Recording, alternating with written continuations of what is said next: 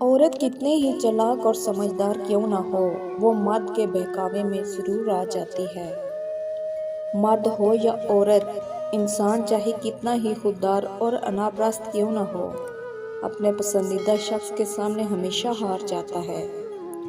वो नफरत बहुत नुकसानदेह होती है जो आपके साथ रहने वाला शख्स दिल ही दिल में रह कर करता है। हर तलाक याफ्ता औरत गलत नहीं होती, तलाक देने वाला भी तो गलत हो सकता है। मोहब्बत को कुछ अरसे बाद टूटी हुई जूती की तरह घसीटना पड़ता है। हम ऐसे मुआशरे में रहते हैं जहां औरत पैदा होने पर रो रही होती है। इश्क करना है तो फिर रात की तरह करो, जिसे चांद भी कबूल है और इसके दाग भी।